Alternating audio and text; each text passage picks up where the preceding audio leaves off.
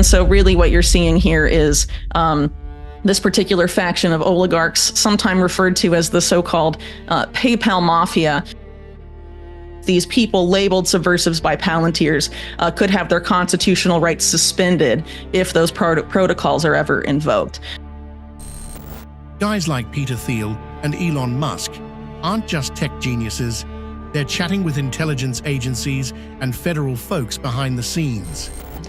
Peter Thiel's important for a lot of reasons. I would, I guess, start off with Peter Thiel by noting that he co-founded PayPal. And so PayPal is sort of one of these ubiquitous, financial, sort of like fintech websites, one of the pioneers of the field, rather.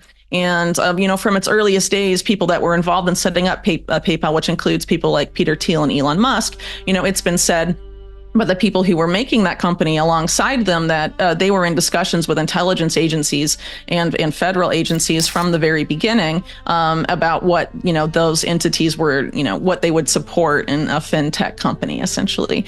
And, as I reported back when I wrote for Mint Press, the involvement of the now PayPal owner of the who created the Intercept and sort of privatized these Snowden leaks.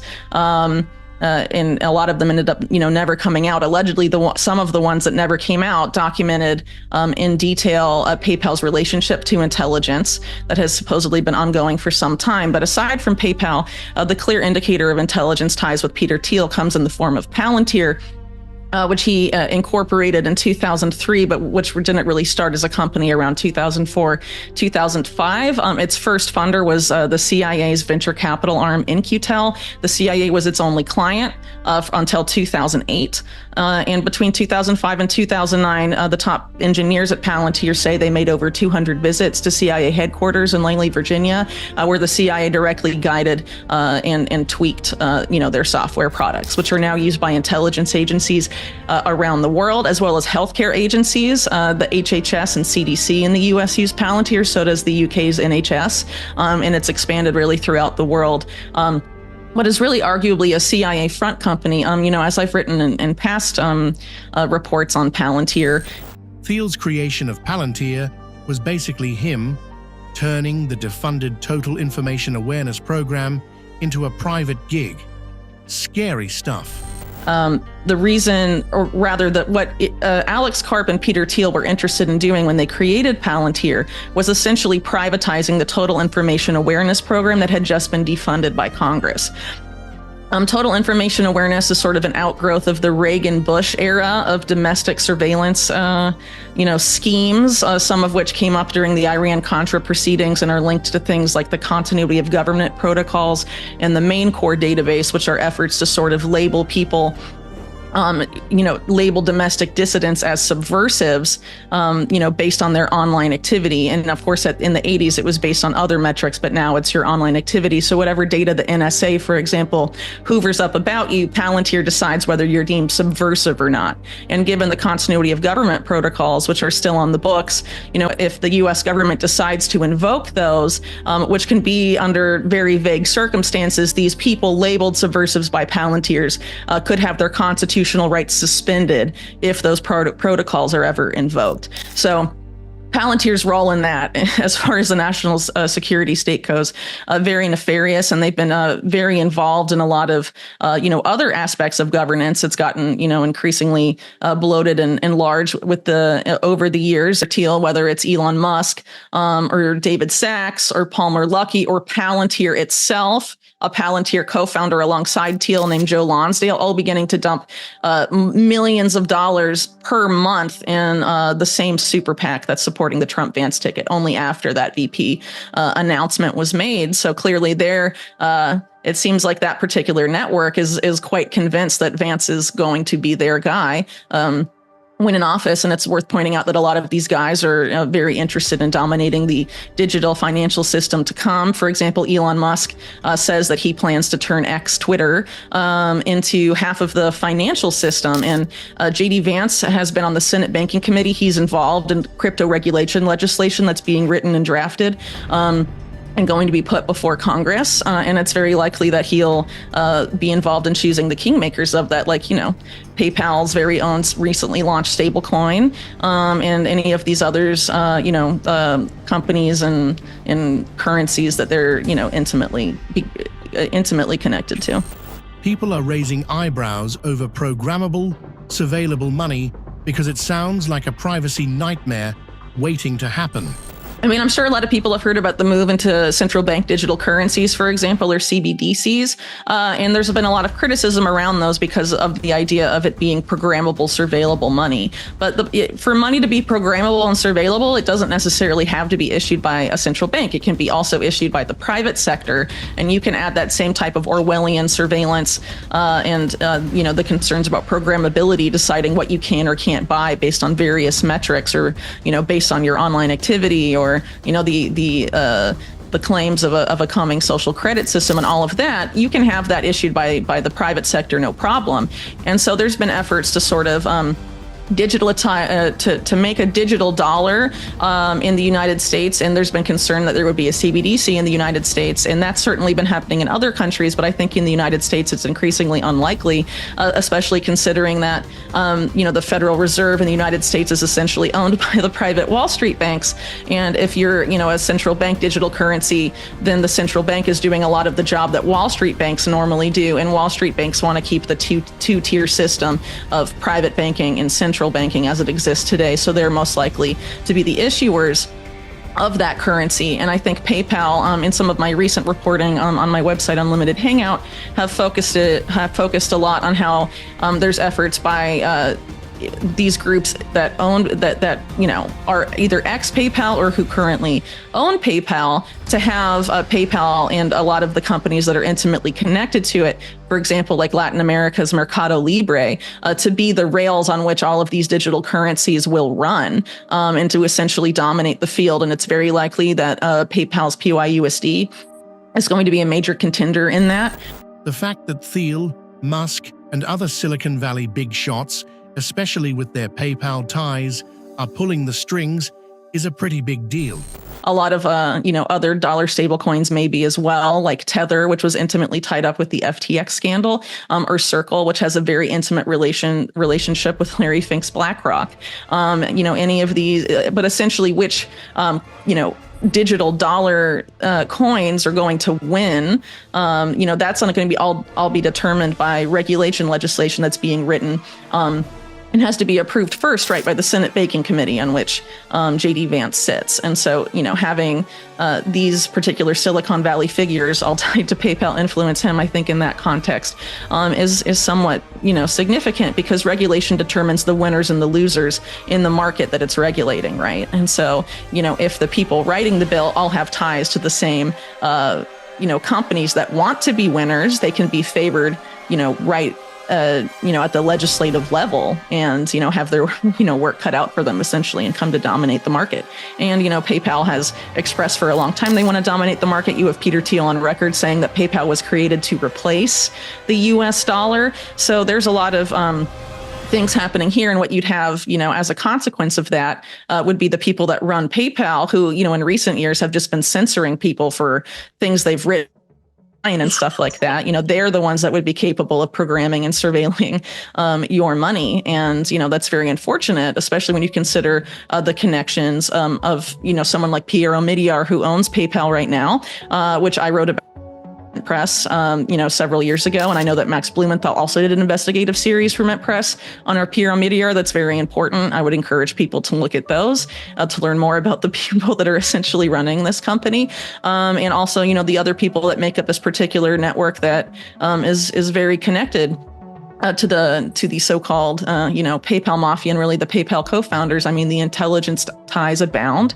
And I think it's a lot of them frame themselves as, pro-constitution, pro-freedom and all of this. But, a lot of their business decisions reflect something else entirely. And I think it's, important to warn people about this. Whether something's planned or just happens naturally, the powerful always seem to come out on top. I think some of it might have to do with, the other weekend's events, the attempted things like that really rile people up. And I think regardless of whether one thinks an event like that is inorganic or organic, it doesn't really matter. The powers that be at the end of the day, when the American public, or really the public of any nation, is very emotional and very riled up, they're more easy to manipulate. And you better believe that they make efforts to sort of use that emotional energy to nudge people in a particular direction. And so I think, that's something people should consider there. And I think obviously, that's going to, it seems like it's had the effect of sort of rallying people around Trump and making them, his supporters, much more enthusiastic than they perhaps were before about his candidacy. And I also think a major factor too that we can't ignore is the fact that Peter Thiel is a major funder of independent and alternative media. Not Mint Press, not me, and definitely there's plenty of other journalists who are not funded by Peter Thiel, but a lot of the biggest names are. And, for example, when Tucker Carlson went independent from Fox, he entered into talks relatively shortly thereafter with Peter Thiel, who was going to finance him. I'm not sure if that's confirmed or not, but it's definitely, worth considering, especially since Tucker Carlson was one of the major people lobbying Trump to select J.D. Vance as his vice presidential candidate. And of course, Peter Thiel is a major investor in Rumble, which is an alternative to YouTube that tends to appeal mainly to right-leaning audiences. And a lot of the figures on there, the biggest names anyway, many of them are all in on this particular ticket, and receive some sort of financial compensation, from Thiel-funded Rumble to post their videos there.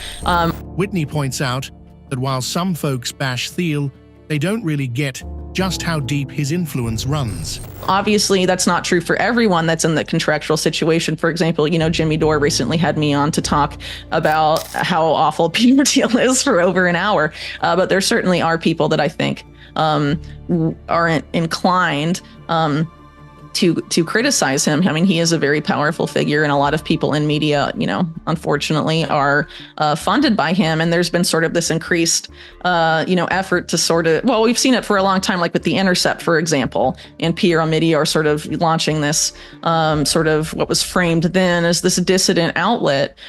These billionaires sort of coming out and framing themselves as the saviors of journalism. We've seen that more recently with Elon Musk and, the Twitter files, and his efforts, his claims of buying Twitter to turn it into a free speech platform, though I would argue that his motives are something else entirely. And he's essentially said that they're, the main factors were something else. So he wants to bring back his original X.com, which is what he brought to PayPal back in the late 90s when he and Peter Thiel teamed up.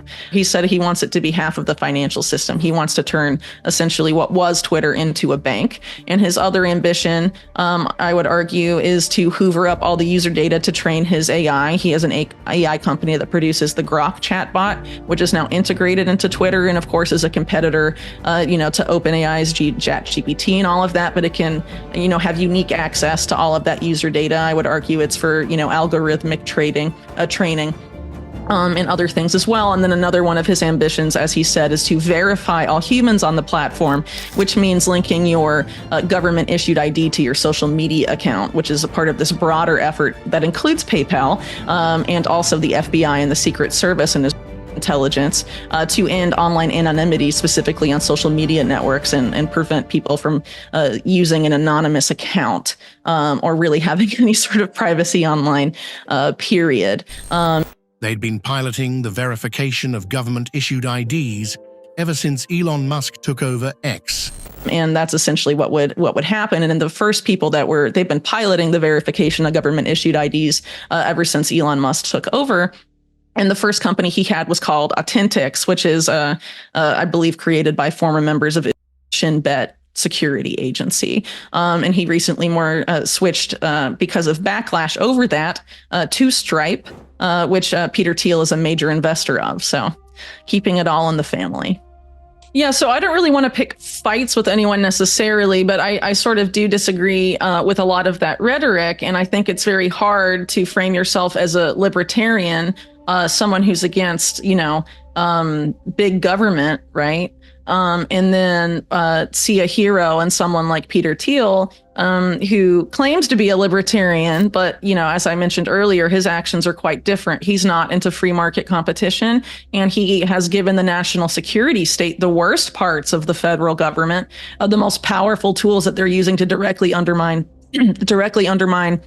our constitutional rights, our freedoms, and our privacy. And so I think, generally libertarians are anti-surveillance state and all of these things, and it's very hard to reconcile those positions with support of someone like Peter Thiel, or someone who's so intimately connected to him, and frame them as a populist hero, when really they're tied to someone who, if anything, is an enabler of faux populism that really at the end of the day isn't pushing populism or promoting so much the public as rising up and saving itself or saving the country, but more so, let's look to all of, this squad of billionaires that will save and rescue us.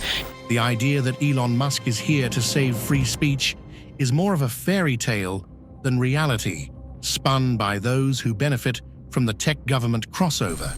And there's been a lot of talk sort of like that in these particular networks of Elon Musk is saving the country and saving free speech and all of this.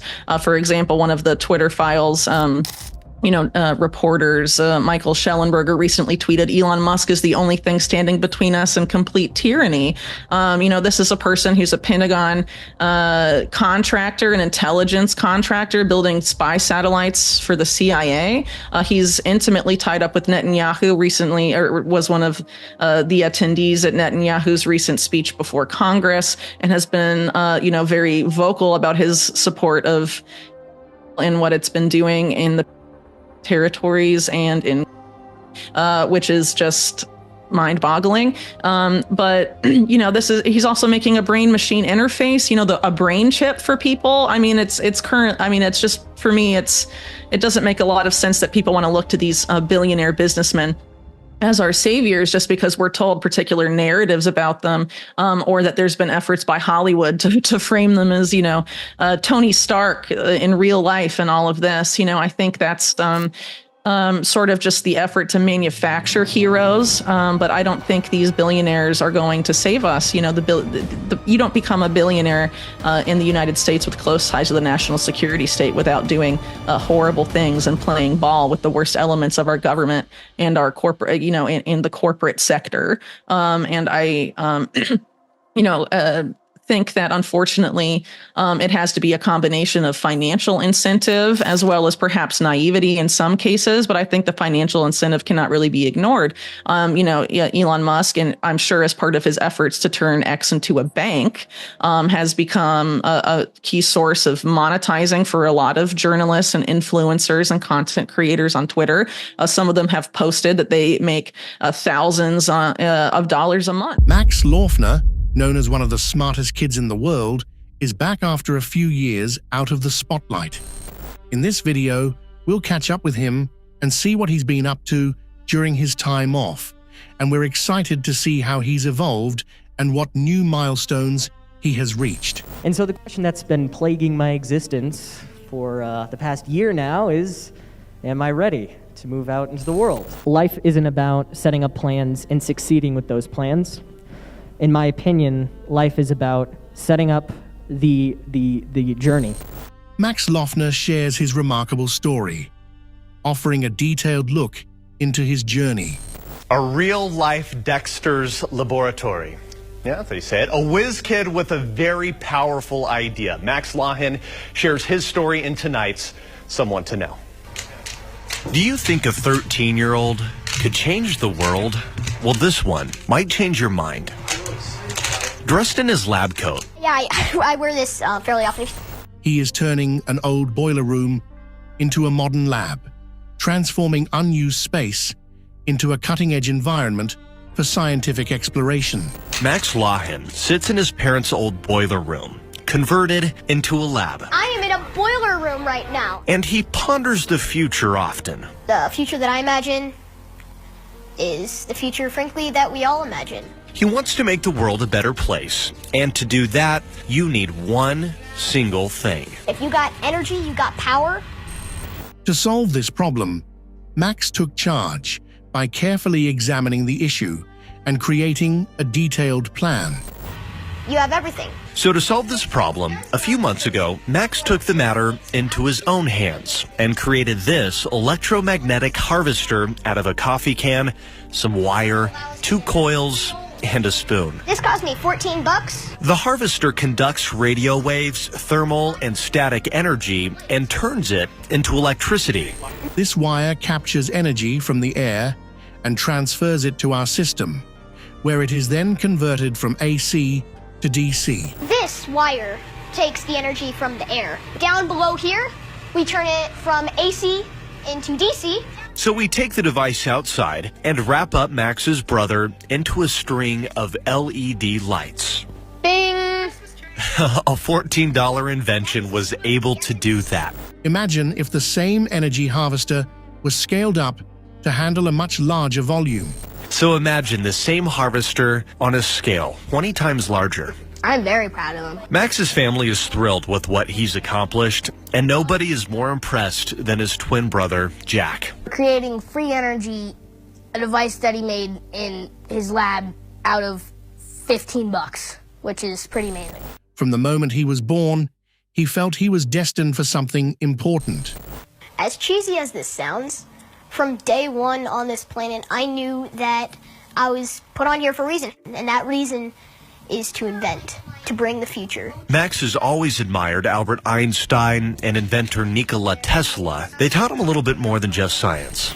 Work on making the world a better place by figuring out what's missing and stepping in to fill those gaps. Make the world a better place, to give the world what it doesn't have so that it doesn't have to struggle in basic things like energy. Max isn't in it for the money or the recognition. My true goal is to help, to invent a future where people can be happy, people can be safe and sound. That's one kid with a whole lot of power. What is a senior passages presentation, and what does it involve? So I'm sure most of you already know this, but what is a senior passage presentation? Well, it's a tease way of making me explain to you all that I'm ready to graduate and move into the real world. The question that's been plaguing his existence for the past years now is, did he ready to move out into the world? And so the question that's been plaguing my existence for the past year now is, am I ready to move out into the world? Am I ready for, this scary, crazy world of, taxes and college essays and student debt and cold, lonely nights, being legally responsible for my own actions and such? And, I think I am ready, and I've had a lot of time to think about this. Now, don't get me wrong, it's really tempting to say no. I'm absolutely not ready under any circumstances to be let into the real world. Because I just recently turned 18. I still feel like a kid, it's, and I would be very skeptical of anybody who tells you that they're not the least bit anxious about this crazy change we're all about to go through in our lives. Anyways, so this whole thing is starting off with me thinking a lot about what really makes me ready. And I didn't really realize it until I started thinking about why. Why am I ready? And it became apparent to me when I thought about my biggest challenge and shortcoming, arguably, in high school, which was getting in way too deep, going over my head all the time. Some of you can relate to this, but the way that what I think of this, I think of perhaps the greatest example of this yet today, also the most recent, which was my individual senior intensive, which I did with Luke Jansen over there. So, a senior intensive, just in case you don't know, for you underclassmen, it's our magnum opus of our T experience. It is the final product, showcasing their journey towards an area of interest and their efforts to make a difference in a community beyond their own. So it's our final product. It's our way to identify an area of interest and then, actually try to make a difference in a community that's outside of T. It's kind of what we work hard for, our whole experience, high school experience. Cut out. So I wanted to be a scientific researcher as a kid, and I still do. That's my plan. And so I decided that I was going to try to do something, for my senior intensive to get into that. And being an aspiring STEM major, teamwork is obviously very important. And Luke Jansen and I kind of had the same sort of thought process here. So we decided to work together and do something really, really big. We decided to go National Geographic with our senior intensive and do something called photogrammetry. So that's just a fancy word for taking a real object or place, taking a whole bunch of photos, and from those photos, turning it into a 3D model. A highly accurate one at that. And so we decided to go completely into it. And so when struck, this whole field boomed. Because it meant that people were staying at home, so they couldn't go to museums, which is, if you've ever seen photogrammetry in real life, you would find it in a museum where there's a place or an artifact that they can't actually put in there, so they just show you a really accurate 3D model. And so places like the Smithsonian and organizations like Google started funding things called open heritage projects. The most notable was the Google Heritage Project. And that was basically a global, international initiative to basically have a whole bunch of professional researchers contribute to this area of photogrammetry and preserve historical and cultural heritage sites. And so that was it. We wanted in. Perfect. Max was hard at work on a really tough quantum physics problem that seemed almost impossible to solve. I was working on an impossible quantum physics problem, and unfortunately, I was commanded to go to sleep. Except I couldn't. I was in the mode. I was on the brink of solving a problem that I was trying to crack for weeks. So I pretended to go to sleep, like all of us have when we were children, and waited for everyone else to. And then I got up and ran straight to my lab. I worked all night into the morning, and then, well, it hit me. I fixed my mistakes and solved my problem. There it is. I solved an impossible problem. Impossible? I think not. The problem was solved, so was it really impossible in the first place? Most people have a relationship with the term impossible, or they say it can't be done ever. But maybe we need to change that. We need to redefine the impossible, because maybe nothing is impossible, just, not known how to be done yet. Hello, everybody. My name is Max Lahin, as you heard. So what's the meaning of all this? Why am I up here? Why is a scrawny 13-year-old up here on stage? Hopefully, this will all be clear by the end of all this. By the way, before I start this, remember I am just a teenager. My brain is still developing, and my neural synapses are firing like crazy. And to be honest, most of them are missing their intended target. So if I stutter or string together a set of words that make no sense or maybe fall down on my face or something, just, cut me a little slack. So here we go. I was 7 years old.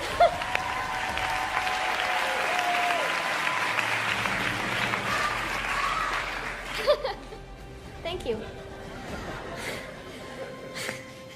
So I was 7 years old when I watched the Back to the Future trilogy for the first time. I got a visual representation of what people thought the future would be like. And I know this already. I'm guessing a lot of people here are Back to the Future fans. Am I right? He created a visual representation of what people imagined the future would look like. Okay, so in this movie trilogy, I got a visual representation of what people thought the future would be like. And what I thought the future would be like is, frankly, what the movie described it to be. Amazing. Well, as you can imagine, 2015 just came and went. And still no hoverboards. Yeah. And the closest thing we have today is a balancing Segway that catches on fire and blows up. Definitely not fair. We were all hoping we could zip around in flying cars, but instead, we have electric cars. Which, by the way, have been around since 1828, so, not new at all. So, what's the problem here? Are we not creative enough? Maybe we're not trying hard enough. Unfortunately, most of us were all just waiting. That's it. That's our big problem. We were waiting. Instead of reaching for that future and trying to create it, it seems that we're waiting for it to be served to us on a silver platter. Well, sorry, that's not good enough for me. So throughout my life, I spent every day I could trying to invent the future that we all imagined. I looked at many of the problems we have today in this world, designed, made, tested, all the solutions I could come up with. In my, boiler room turned laboratory. I'll just say I have limited resources. Instead of playing video games and watching TV, I was inventing new technology that I believe could change people's lives. Just to give you an idea of how my undeveloped brain works, at 5.5 I was solving complex algebraic equations in math class when everyone else was learning to add and subtract. The teacher had to give me brain teasers just to get me to shut up.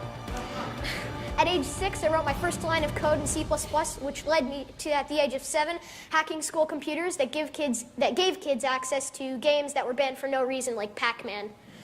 Stupid teachers.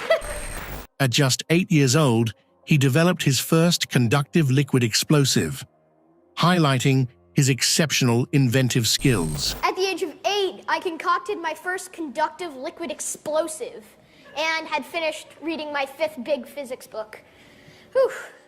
At the age of 9, I set up a small business at school where kids brought me their broken technology and I fixed it for them. When I was 10, I finished my first of 3 online MIT courses on robotics and quantum physics. And then when I was 11, I built my first hydrofluorocarbon rocket engine and smart humanoid robot that was a really good fighter, by the way. And I also invented a new type of neurocranial transmitter that could detect emotions, as a matter of fact. Scares me a little bit.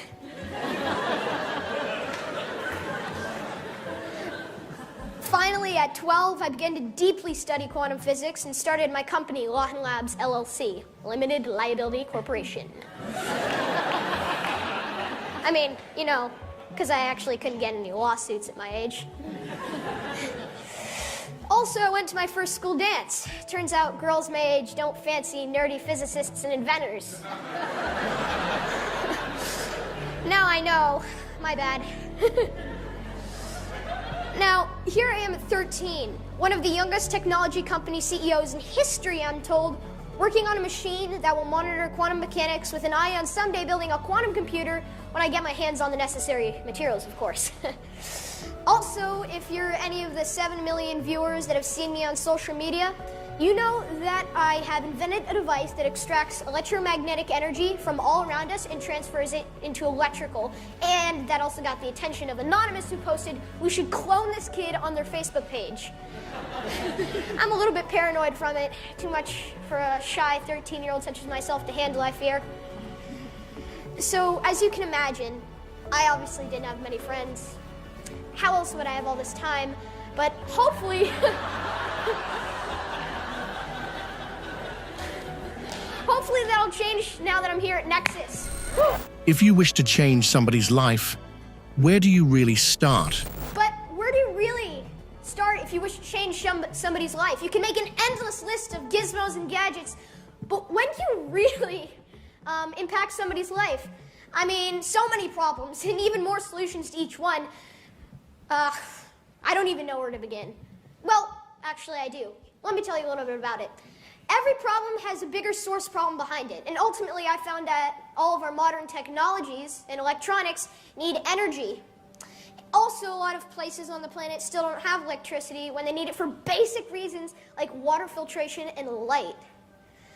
And by the way, on top of all that, the #1 way that we're getting our energy for these devices is destroying our planet, our #1 resource. People can't afford energy, and it costs a lot. There's so many problems with it, so why can't we just make it more simple? Our world needs a low-cost, efficient energy source that won't run out and that is affordable. So I began to study alternative energy resources. I began to reach farther. What I set out to do is create a low-cost, unlimited energy source that had the potential to save our world from this core problem. You can see why I drive myself crazy. After finishing up a couple quantum physics books, I realized that everything in the universe has a frequency and vibration. That's right, people. Everything is just a frequency of energy. All of the energy in the universe is already here. It just needs to be transferred into a form in which you can use it. After further research around quantum physics and mechanics, I discovered that we can receive wasted energy in the form of electromagnetism.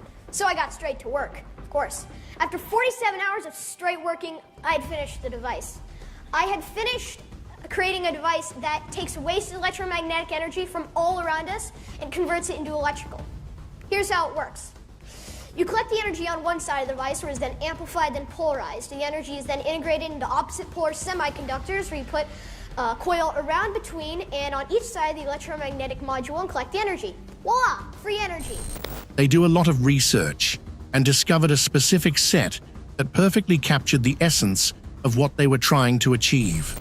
So we did a lot of research, and we found out that we could order a specific set of tools, to perfectly just capture really easily site that we picked out. We picked out a site. It was the Valley Fire State Park, which is right outside of Vegas. It's got some of the oldest and largest density of petroglyphs in the western United States. So we had everything figured out. We order our equipment, it kind of does the work for us, and then we just tidy it up and send it off. Boom, easy. Well, it didn't all go according to plan, and it actually, it went off the rails really fast, starting with the day before we were supposed to leave on our week-long intensive, when none of our equipment showed up. So we had to fall back on our backup plan, which was to do everything by hand, the hard way. To give you an idea of what that is, it is taking hundreds of perfectly calculated photos of the site, getting our hands on a highly powerful software designed for graphical software engineers, not students or anything, and then after that, rendering it all out and accompanying it with a research paper that detailed the methods of us actually creating our product. But why is that important? As cool as I think the work was, what makes... That's right, 13. And I invented a device that could give a kid light in darkness so that he may choose to educate himself so that he has the opportunity to grow up and help more people. And maybe even join us here at Nexus someday, am I right? Now, this is what I call the ripple effect. You can throw a pebble into a pond and watch the ripples cover the pond and from where the ripple started and cover a much greater area than just the size of one tiny pebble. Now, I believe that I was put here for a reason. I have a feeling that there are also other people who are, put here for a reason. And I have a weird feeling that a lot of them are in this room today. Am I alone? Does anybody else feel like they were put here for a reason? Can I get a show of hands, maybe? Awesome! So let's create some ripples, people. It has been a burden of mine to change the world. Almost like responsibility. It's my purpose. This burden or responsibility to change the world usually falls on the shoulders of few entrepreneurs. Now, I cannot think of a larger concentration of entrepreneurs than in this room right now. So imagine if everybody in this room here at Nexus, imagine what the world would be like if everybody tried to make the world a better place. Every single one did everything they can. We could all go our separate ways, one person goes this way. Maybe this way over here, I don't know, maybe walks off stage and leaves the auditorium or something. But what if we worked together to make an impact or multiple impacts or ripples? If you don't mind working with a 13-year-old who still has synopsises filing in random direction and works out of a boiler room in his parents' basement, then we together have the power to change this world for the better. To reach into the future and bring it just a little bit closer to today. It's a bit embarrassing for Max to look back and see himself as a child wearing a lab coat every day. You know that I wore a lab coat almost every single day, up until I was in high school. Yeah, it's really embarrassing. If you've seen any photos of me in old tea books, you know exactly what I'm talking about. Anyway, so I had a lot of big dreams. I wanted to go to MIT. I wanted to go out and change the world. I wanted to do a lot. And some of those things I somewhat far on, but Ultimately, I, as Beth said, didn't get into MIT. There's a lot of other goals that I didn't reach as well, but I tried my hardest for them. And this year, I applied for MIT, got everything, put my heart and soul into it. I got into the final applicant pool, and I guess in the final decision, I wasn't one of the ones chosen. And was that painful? Yeah, for a little bit. But life isn't about setting up plans and succeeding with those plans. In my opinion, life is about setting up the journey. What if I told you that CERN, the European Organization for Nuclear Research, is at the heart of a mystery that could reshape our understanding of reality? Some believe that behind its scientific facade lies a deeper quest involving dimensions, portals, and ancient technologies. Whitney Webb, a renowned researcher, is delving into this fascinating theory, suggesting it might change everything we thought we knew about science and history. What secrets could CERN be hiding? Could it reveal forgotten knowledge or hidden connections to the ancient world? Stick around as we uncover the mysteries of CERN and explore the astonishing possibilities it presents. Dimensions, portals, and black holes. Let's start with a mind-boggling idea. The human mind can connect to 11 dimensions. Yes, you heard that right. According to some theories, we are surrounded by dimensions we can't even perceive. These dimensions could be the key to understanding portals and black holes. At CERN, with their powerful particle accelerators, some believe they are trying to tap into these hidden realms. In the world of theoretical physics, the idea of multiple dimensions isn't just science fiction. String theory, one of the most prominent frameworks in modern physics, suggests that the universe exists in 11 dimensions. While we experience life in 3 spatial dimensions plus time, the 4th dimension. String theory proposes that 7 additional dimensions exist beyond our perception. These extra dimensions could be compactified, meaning they are curled up so tightly that they are invisible to us. Imagine being able to step through a portal and instantly arrive in another universe, or another part of our universe. This concept, often seen in science fiction, becomes more intriguing with the idea of 11 dimensions. If these extra dimensions exist, they might allow for shortcuts through space-time, known as wormholes. Wormholes are theoretical passages through space-time that could connect distant points in the universe, making travel across vast distances feasible within a short time. Black holes, one of the most mysterious phenomena in the universe, might play a crucial role in this dimensional puzzle. A black hole is formed when a massive star collapses under its gravity, creating a point of infinite density called a singularity. The gravity near this point is so intense that not even light can escape. Some theories suggest that black holes could be gateways to other dimensions or universes. If matter falls into a black hole, it might be transported through a wormhole to a different location in space and time. CERN, home to the Large Hadron Collider, LHC, is at the forefront of experimental particle physics. The LHC is the world's most powerful particle accelerator, capable of smashing particles together at nearly the speed of light. These collisions create conditions similar to those just after the Big Bang, allowing scientists to study the fundamental building blocks of the universe.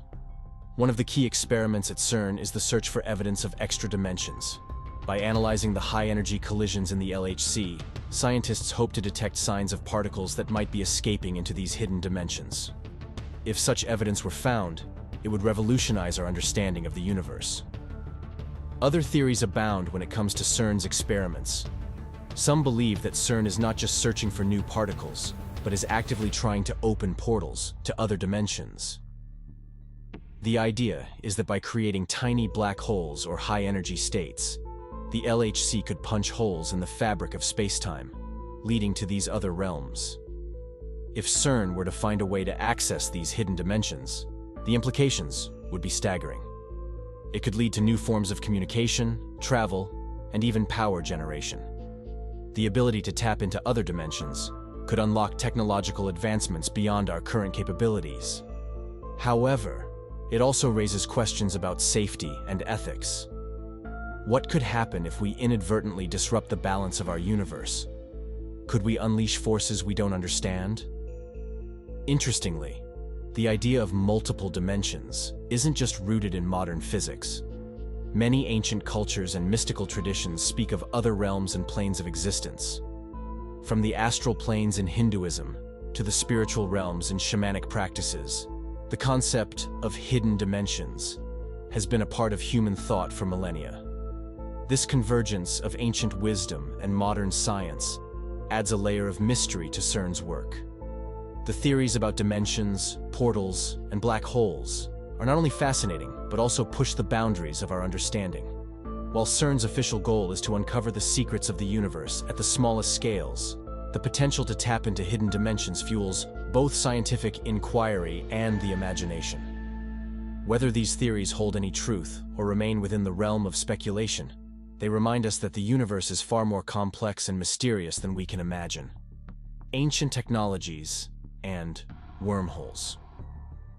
What if CERN was never really about studying subatomic particles? What if, instead, they were after something much older and more mysterious? Some say that CERN's true purpose is to study ancient technologies that could help them build controlled wormholes. These wormholes could potentially connect distant points in space and time. Imagine ancient civilizations knowing such advanced concepts. There are many legends and myths suggesting that ancient cultures possess technological prowess that rivals, or even surpasses, our own. These tales often feature devices or structures that sound eerily similar to modern scientific theories. For instance, some ancient texts and artifacts hint at the existence of sophisticated machines and mechanisms capable of manipulating space and time. Could these be remnants of a forgotten era of technological mastery? One such piece of ancient lore is the concept of the wormhole, often referred to in scientific circles as the Einstein-Rosen bridge. Named after Albert Einstein and Nathan Rosen, who first proposed its existence, a wormhole is a theoretical tunnel through the fabric of space-time. It could connect two distant points, making travel between them instantaneous. This idea isn't just confined to the realm of science fiction. It has a basis in the equations of general relativity. Yet, creating or discovering a stable, traversable wormhole remains beyond our current technological capabilities, or so we think. Some theorists believe that the true purpose of CERN's Large Hadron Collider, LHC, is not merely to understand the fundamental particles of the universe, but to unlock the secrets of these ancient technologies. The idea is that by smashing particles together at incredibly high speeds, CERN might recreate the conditions necessary to form a wormhole. This would allow scientists to study its properties and perhaps learn how to control it. It's a thrilling thought, combining the cutting edge of modern physics with the enigmatic wisdom of the ancients. Consider the stories surrounding the legendary civilization of Atlantis. Many stories describe it as a technologically advanced society with capabilities far beyond what we understand today. Some interpretations even suggest that the Atlanteans mastered the use of wormholes, which might explain their sudden disappearance. If such a civilization did exist, and if they did possess such technology, it would make sense for modern scientists to seek out any remnants of their knowledge. Another intriguing aspect is the connection between ancient symbols and possible technological blueprints. Take the Ankh, the ancient Egyptian symbol of life. Some researchers propose that it might represent a key or device for accessing other dimensions or wormholes. Similarly, the Djed pillar, another prominent symbol in Egyptian culture, could be interpreted as a kind of technological diagram, hinting at devices used to stabilize or create these wormholes. These interpretations are far from mainstream, but they offer a tantalizing glimpse into what might be possible if we could decipher the true meanings behind these ancient symbols. Ancient texts like the Sumerian writings speak of Duranki, a term that translates to bond heaven-earth. This could be seen as a poetic description of a wormhole, a bridge connecting distant realms. Sumerian legends often speak of gods traveling great distances instantly, which some theorists argue could be an ancient understanding of wormhole travel. If such texts hold any truth, they might contain clues that modern scientists at CERN are eager to uncover. The potential to harness wormholes isn't just about scientific curiosity. It has profound implications for our understanding of the universe and our place within it. If CERN could unlock the secrets of these ancient technologies, it might lead to breakthroughs in energy, transportation, and even our conception of reality itself. Controlled wormholes could revolutionize how we travel, making interstellar journeys a reality and connecting distant parts of our galaxy, or even other galaxies, in ways we can barely imagine. Whether there's any truth to these theories or not, they remind us of the endless possibilities that lie at the intersection of science, history, and myth. As we explore the frontiers of physics, who knows what ancient secrets we might uncover, opening doors to other dimensions. The idea that CERN might be on the brink of opening doors to other dimensions is both thrilling and terrifying. But what if the high-energy collisions made by the Large Hadron Collider, LHC, at CERN could do more than just reveal the building blocks of matter? What if they could tear the very fabric of space-time, opening portals to other dimensions? If they succeed, we might find ourselves in a reality where the laws of physics as we know them no longer apply. Could they be on the verge of such a breakthrough? In theoretical physics, the concept of extra dimensions is not new. String theory, one of the leading candidates for a theory of everything, suggests that the additional dimensions we do not perceive are curled up in shapes so tiny they are undetectable to us.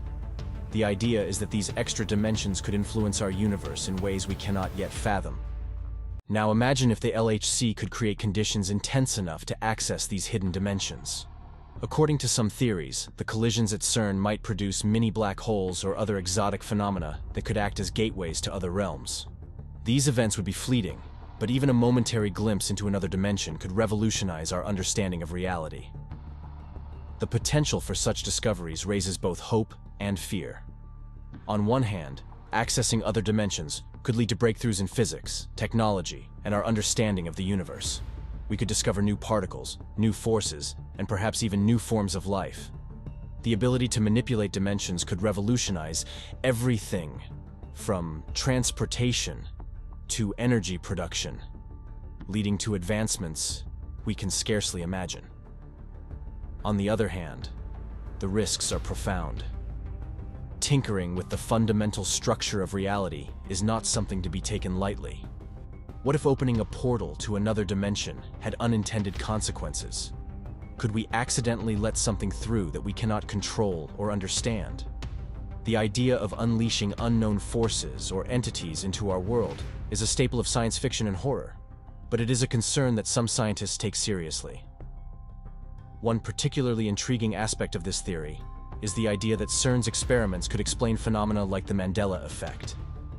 This is a situation where large groups of people remember events differently from how they occurred in this reality. Some suggest that if CERN is indeed opening portals to other dimensions, it could cause subtle shifts in our reality, leading to these discrepancies in memory. This theory suggests that each time a portal is opened, it might create tiny changes in the timeline, causing our collective memories to shift. The idea of accessing other dimensions ties into ancient myths and legends. These myths often describe portals or gateways that can be opened under certain conditions, allowing travel between worlds. It's fascinating to think that modern science might be on the verge of proving these ancient stories true. Another layer to this theory involves the potential military applications of accessing other dimensions. If a government or organization could control these portals, they might gain strategic advantages, such as instant transportation of troops or equipment. The idea of dimensional warfare, where battles are fought across different realities, might sound like science fiction, but it's a possibility that cannot be entirely dismissed. Higgs boson and portals. One of the key pieces in this puzzle is the Higgs boson, sometimes called the God particle. CERN scientists discovered it in 2012, and ever since, conspiracy theorists have speculated that they are using it to study how portals work. Could the Higgs boson be the missing link in opening these mysterious gateways? To understand the significance of the Higgs boson, we first need to grasp what it does. The Higgs boson is a fundamental particle associated with the Higgs field, a field that gives mass to other particles. Without the Higgs boson, particles would zip around the universe at the speed of light without forming atoms, and thus, matter as we know, it wouldn't exist. When CERN's Large Hadron Collider, LHC, detected the Higgs boson, it confirmed a critical part of the standard model of particle physics, which describes the fundamental forces and particles in the universe. However, the discovery of the Higgs boson opened up more than just scientific doors. It ignited other theories. They proposed that the Higgs boson could play a pivotal role in manipulating the fabric of reality itself. According to these theories, the Higgs field could be used to create or stabilize wormholes. This connection draws on the idea that controlling mass and gravity, key aspects influenced by the Higgs field, might allow us to bend space-time in novel ways. Imagine the possibilities of scientists harnessing the Higgs boson to manipulate space and time. One idea is that the energy levels generated by the LHC, combined with the properties of the Higgs boson, might allow the creation of tiny, short-lived wormholes. These wormholes could theoretically be expanded or stabilized to create portals to other parts of the universe, or even to other dimensions. While this sounds like science fiction, it's grounded in serious scientific speculation. The equations of general relativity do permit the existence of wormholes, but the challenge has always been finding a way to create and maintain them. The notion of using the Higgs boson to open portals taps into a deep-rooted human fascination with gateways to other realms. Throughout history, myths and legends from various cultures have spoken of portals to other worlds. From the Norse Bifrost, a bridge connecting Earth to Asgard, to the numerous tales of enchanted doorways in folklore. The idea of crossing into other dimensions is an enduring one. Today, as science inches closer to understanding the fundamental workings of the universe, these ancient dreams seem less far-fetched. Other theories also point to various anomalies and strange events that they claim are linked to CERN's experiments with the Higgs boson. For example, there have been reports of unusual weather patterns, unexplained power outages, and even mysterious Mandela effects. These theorists suggest that experiments with the Higgs boson might be causing ripples in space-time, leading to these bizarre occurrences. The Higgs boson, with its profound implications for mass and gravity, stands at the frontier of this speculation. Whether or not CERN is anywhere near opening portals to other dimensions, the discovery of the Higgs boson represents a monumental step in our quest to understand the universe. It's a reminder of both the incredible potential of scientific discovery and the boundless curiosity that drives humanity to explore the unknown. As we continue to probe the mysteries of the Higgs boson, who knows what other secrets of the universe we might uncover? The quest to understand the God particle may well be the key to unlocking the deepest mysteries of existence. NASA's X-points. Let's take a cosmic leap to NASA's X-points, mysterious portals around our planet that connect Earth's magnetic field to the Sun's. Some theorists believe that CERN's work might somehow be linked to these X-points, suggesting that both organizations are exploring ways to harness these natural portals.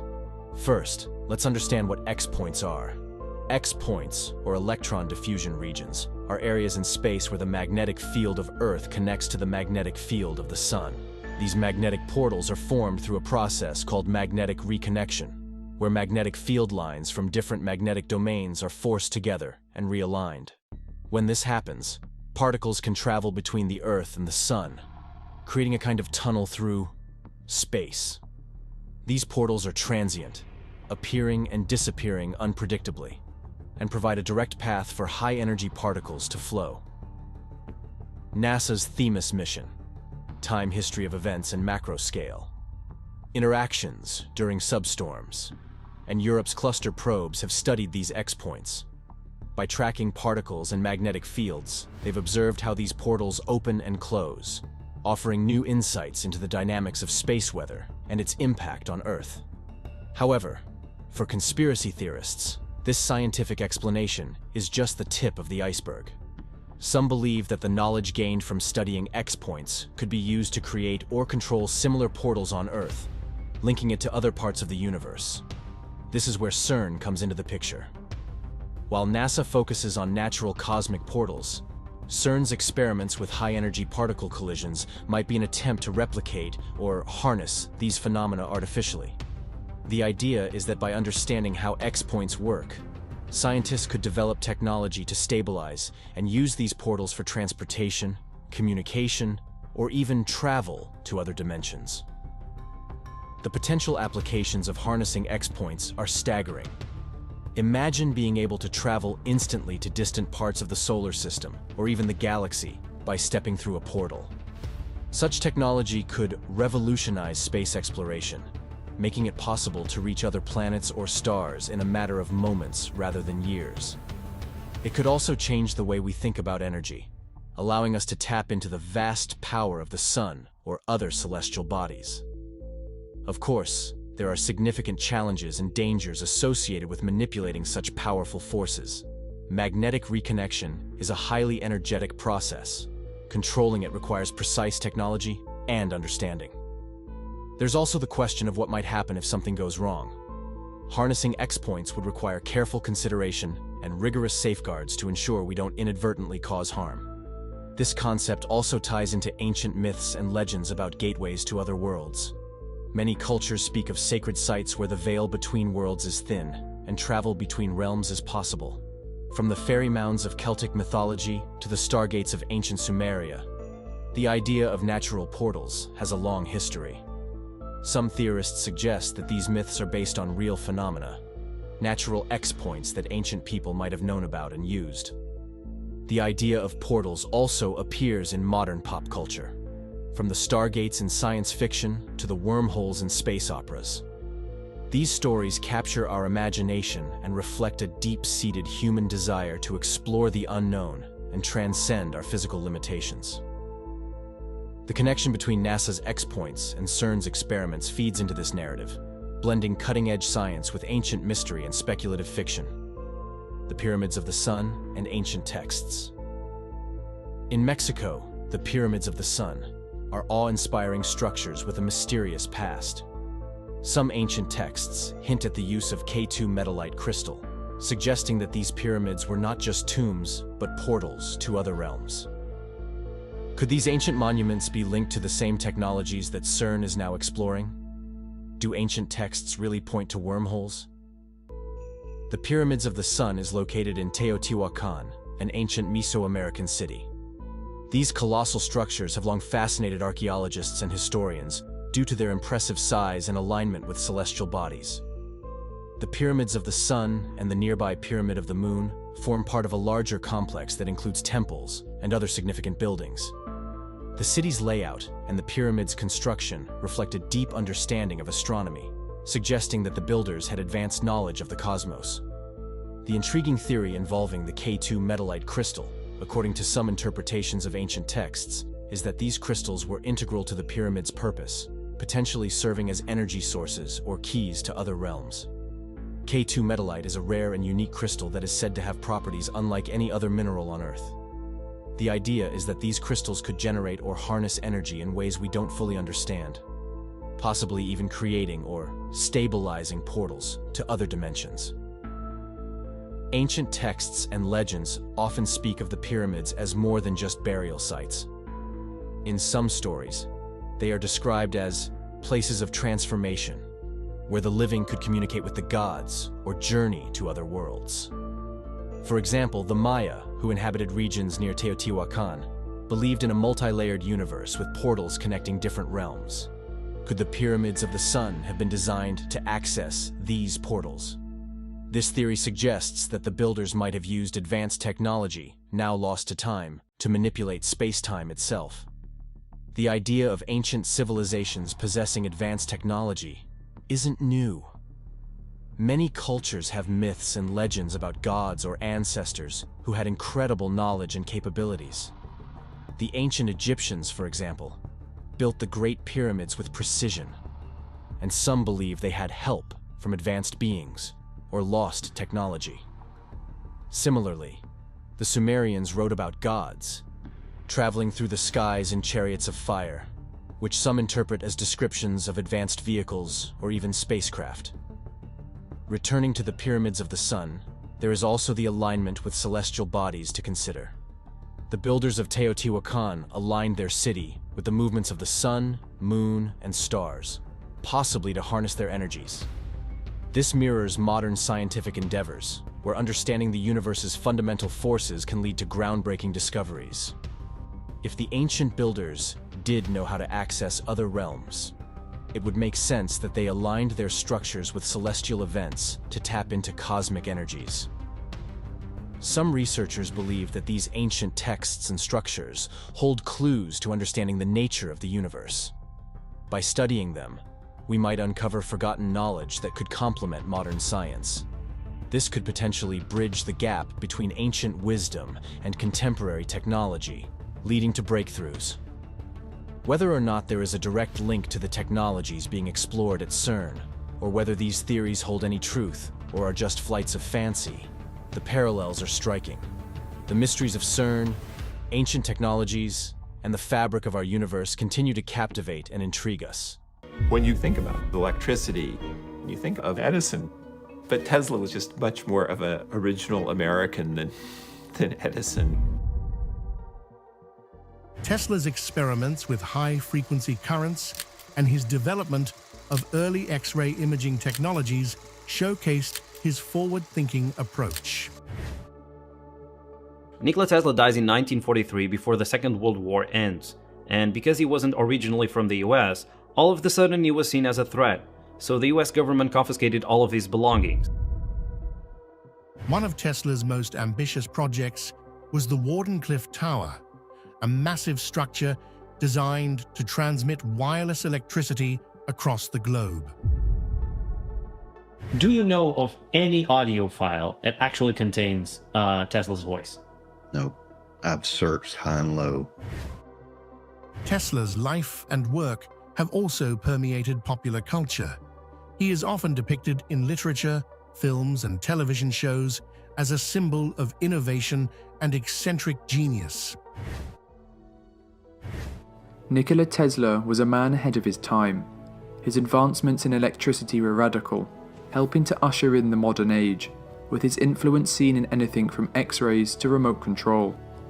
His world wireless system had the potential to advance technology by nearly a century, while also providing free energy to the globe. Unlike so many of his era, Tesla did not work for financial gain, instead working to advance humanity.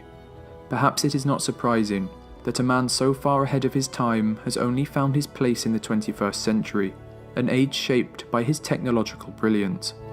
Nikola Tesla's victory over Thomas Edison for the future of American power has been virtually forgotten, yet is a fascinating story from an exciting time in history, while his blueprints for a world of free wireless energy and communication have led to an entire industry of conspiracy theories about corporate greed, suppressed technologies, and the abuse of power.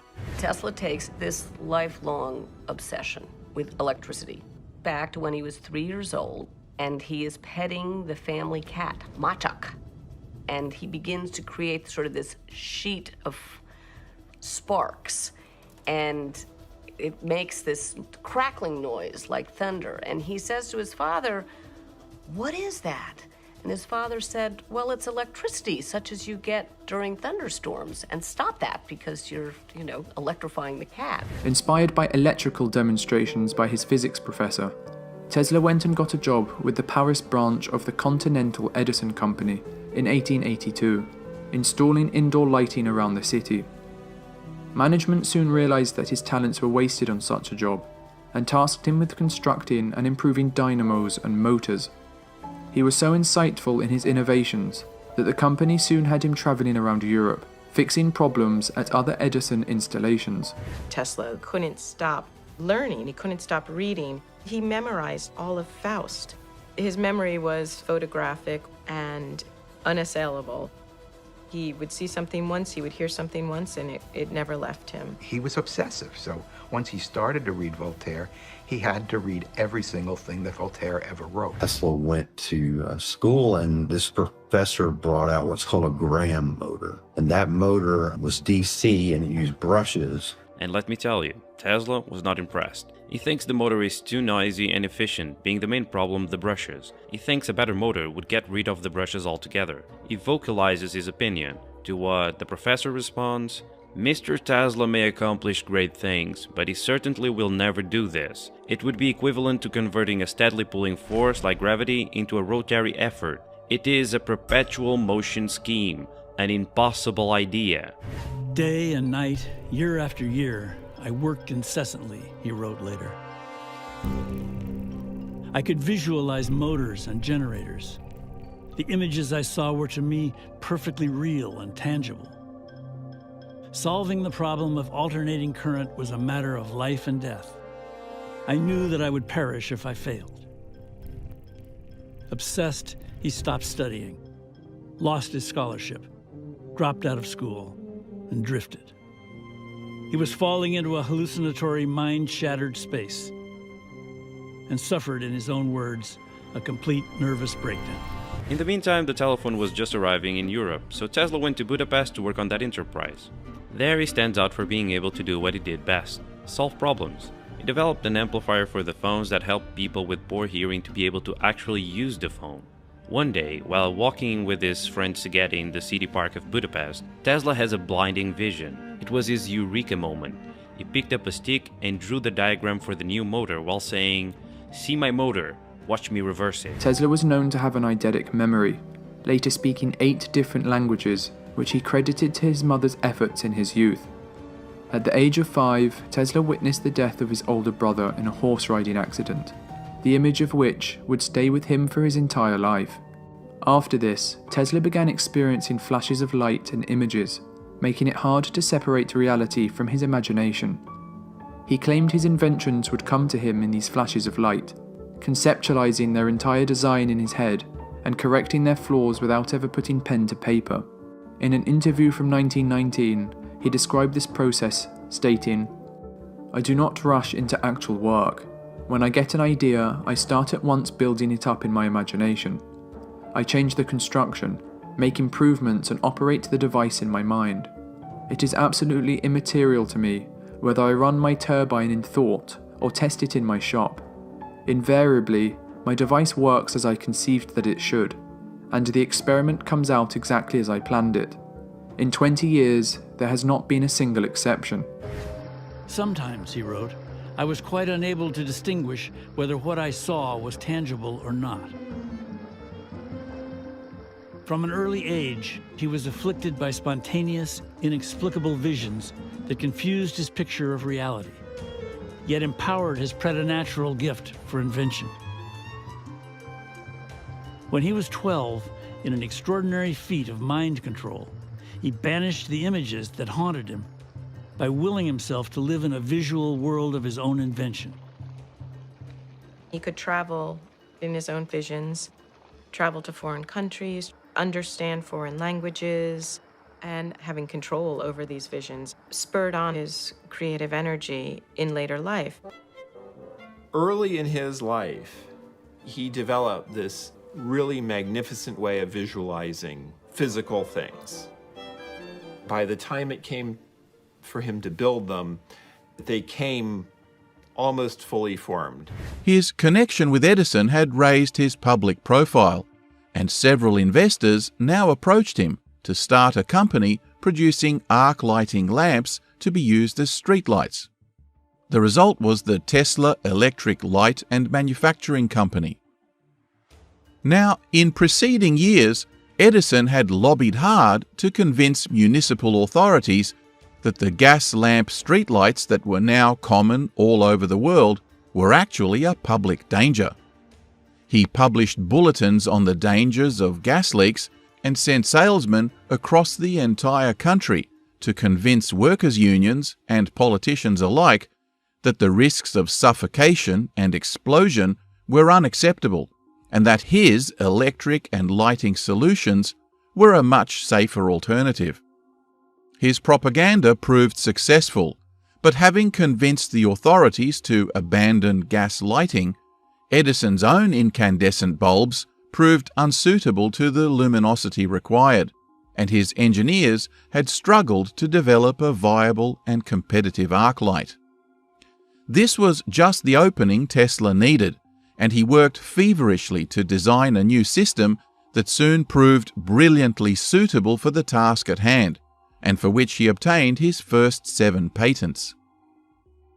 But the arc lights, for him, were just a vehicle to finance his real passion, the AC induction motor that had been in his mind ever since Budapest, and the more he lobbied his partners to expand the scope of their business, the more irritated they became. In 1884, at the age of 28, Tesla's manager offered him a job at Edison Machine Works in New York City, an offer he accepted. He soon moved to America, where he would spend a majority of his life, becoming a naturalized citizen 7 years later in 1891. He soon came into contact with company owner Thomas Edison, and the two initially got on, with Tesla describing Edison as an inspirational figure, and Edison stating to Tesla, "I have had many hard-working assistants, but you take the cake." This mutual admiration would not last long, however, with a lifelong rivalry soon developing. The main source of animosity between the two resulted from a disagreement about the type of current each man preferred. Edison's company owned the patents for DC, or direct current, a system where electric charge only flows in one direction.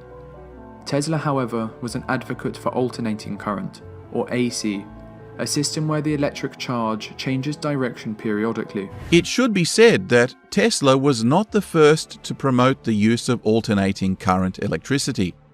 A number of others, including George Westinghouse, the inventor of the railroad air brake, had already installed a functioning generator.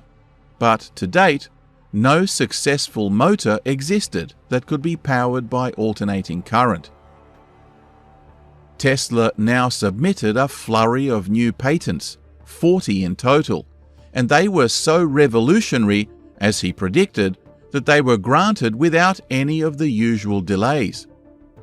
Now that he had published them, his designs came to the attention of several academics, who were completely amazed and widely acclaimed their design as being the most elegant expression of electromagnetic physics since Faraday's time. Tesla didn't understand how vested Edison was in DC. He really thought that Edison was like, be blown away, like, hey, yeah, let's throw away all this DC crap and, implement your stuff away. Because Edison was so invested and he knew what he had would work. He didn't have the same understanding of AC that Tesla did.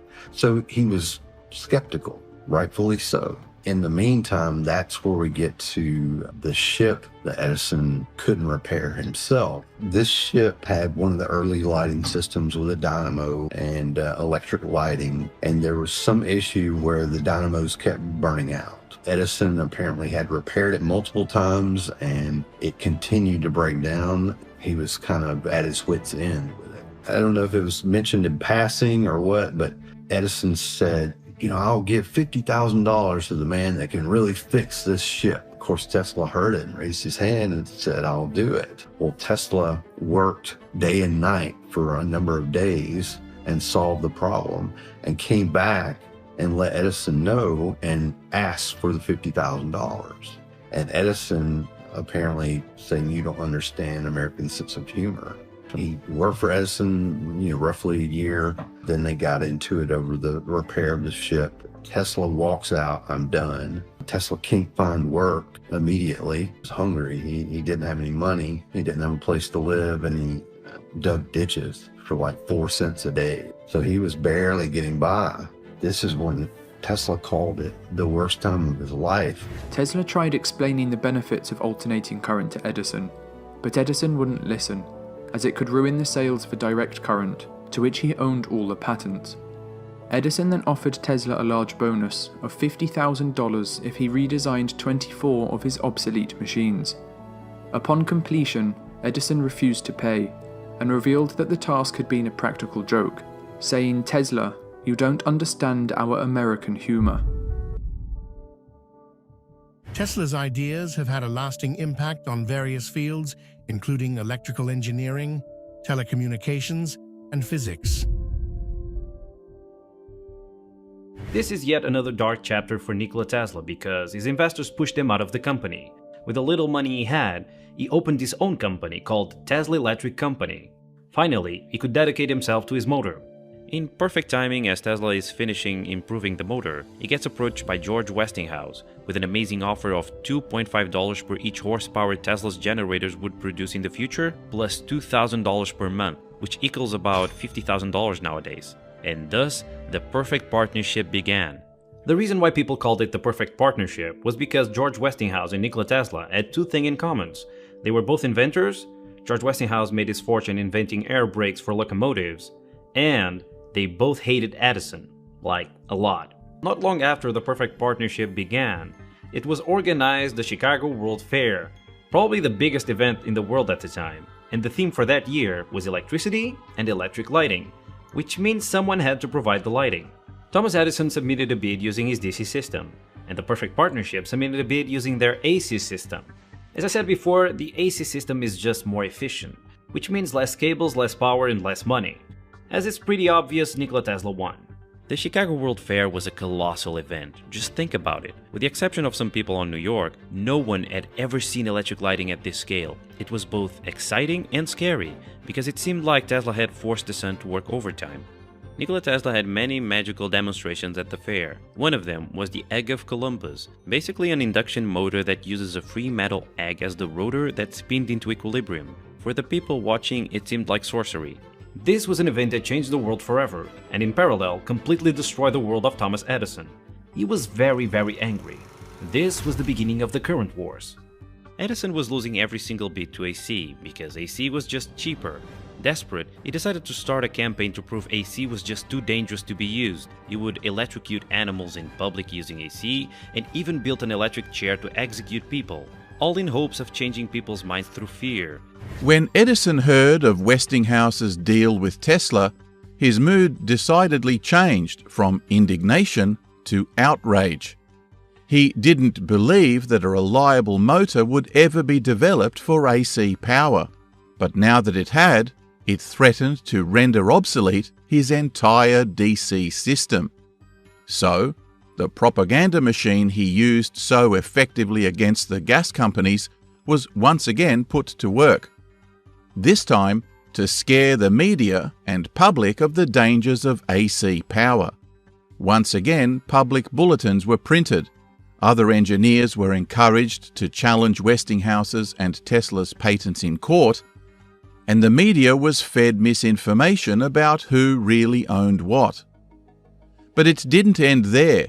Edison, whose companies employed over 3,000 people, saw the writing clearly on the wall and stopped at nothing to provoke fear by paying schoolboys to catch stray dogs and cats and bring them to public spectacles where the hapless animals were electrocuted by huge AC surges. In 1986, the dream of Nikola Tesla became true. The switch was turned on, and the Niagara Falls were powering lights and streetcars all over Buffalo, New York, a city that was 21 miles away from the power station. And that detail is important because this time Tesla won against Edison, not just because AC was cheaper, but also because AC was the only viable solution to make electricity travel that far. In his experiments with AC in developing the system, he was looking for ways to make AC more efficient. Would AC transmit further with more efficiency at a higher voltage? And he was experimenting on how to obtain those higher voltages. And that's kind of the birth of the Tesla coil. It's impossible to talk about radio without talking about Marconi. Tesla was the first one that I know of that used a capacitor in conjunction with an inductor to make a tuned circuit. And that's what Marconi used in the basis of his radio, which was stolen from Tesla. Marconi denied actually using it, recognized that Marconi was using his equipment and accused him of it. In fact, there were several lawsuits against Marconi and others that didn't pan out. But Tesla recognized it and they denied it. And it was later proven by the Patent Office and the Supreme Court that Marconi's invention did indeed use the same circuit. Marconi leapfrogged Tesla is what he did. He used his stuff, commercialized it before Tesla had a chance to. And the reason was that Tesla, he wanted to say, you know, I can do power, I can do video, I can do music, I can do voice. I can do all this at once with my system, where Marconi is focusing solely on radio signals, voice. Marconi had successes even back in 1899. A lot of people theorize, and the dates correspond with Marconi's testing in England and Tesla receiving it in Colorado. There were a network of inventors that were brought together by these magazines. The Electrical World is one of the ones that comes to mind. Think of it almost as a modern day forum or Reddit thread, but this was in print. So these people would submit things for the recognition of it. Tesla would submit his ideas and these other inventors would submit theirs as well, and they would kind of cross-pollinate each other. It was a gold rush, essentially. Everybody saw the potential of radio and they wanted a part of it. Tesla was also responsible in some way for X-ray. Redkin is the person that's credited with creating the X-ray for those purposes, but Tesla and he were communicating. So they were exchanging ideas, and Redkin used Tesla's work for that as well. Tesla had become an international figure, with his laboratories frequently visited by the rich and powerful, including his close friend and father of American literature, Mark Twain. Tesla's inventions were numerous, with him amassing almost 300 patents in his career. He created an early version of neon lighting, a highly efficient bladeless turbine for automobiles, and was the pioneer in X-ray technology, being one of the first to warn of its dangers to humans. One of his most famous inventions was his renowned Tesla coil, a device capable of producing large amounts of high-voltage electricity. So Tesla, he was on the second floor, and below him was an elevator company, and they had a fire in their part of the building, which then engulfed Tesla's lab as well, and it burned it to the ground. So Tesla lost everything, all of his prototypes, all of his tools.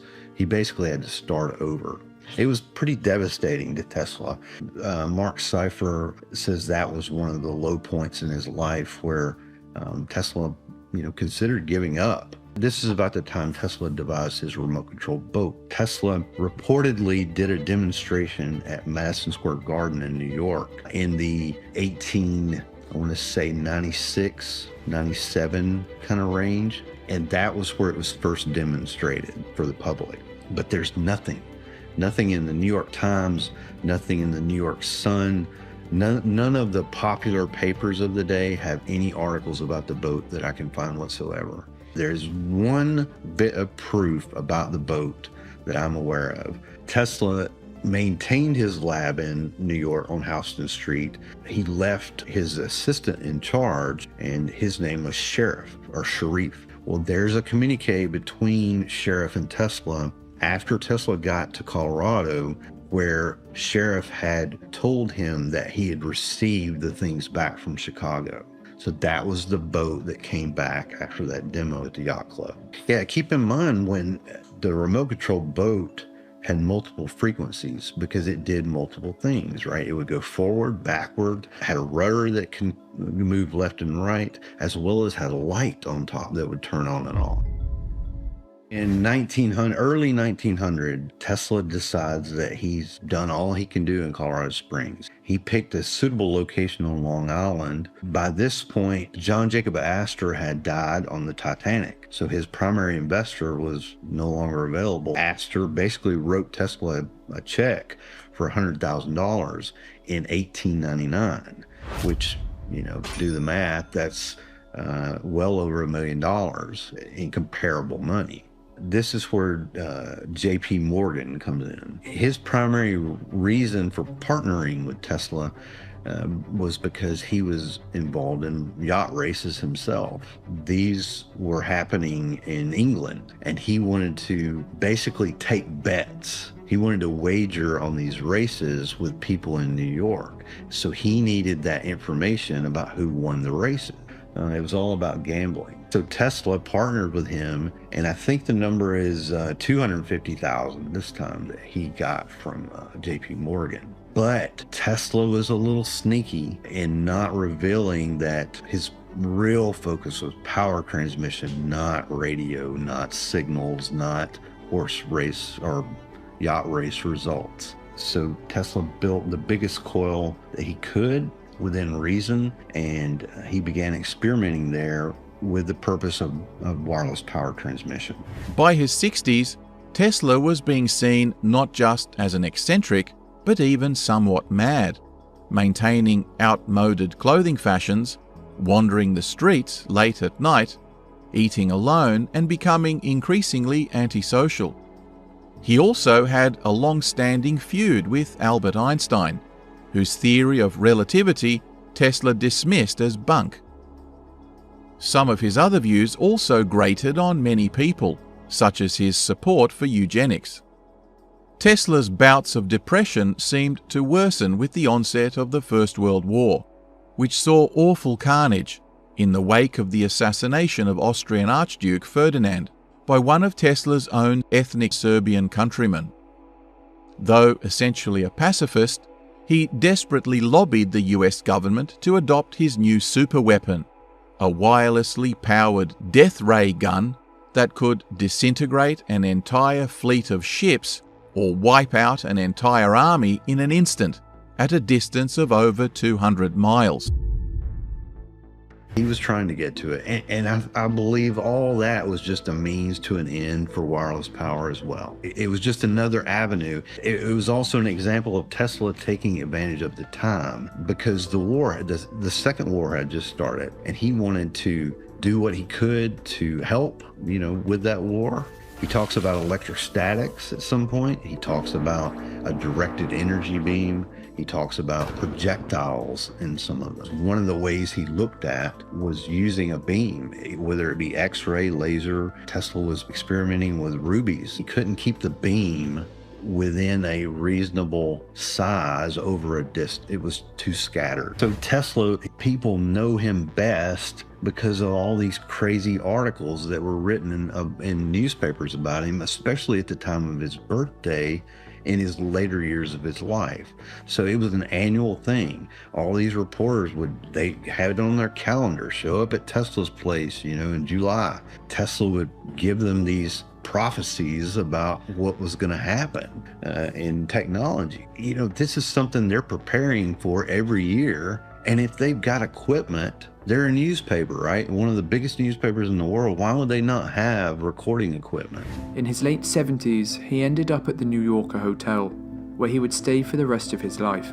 This was largely thanks to the Westinghouse Electric and Manufacturing Company, who saw the dire conditions he was in and decided to pay his rent as a way to thank him for saving them all those years ago. Tesla went on to live until the age of 86, dying in his hotel room on the 7th of January 1943.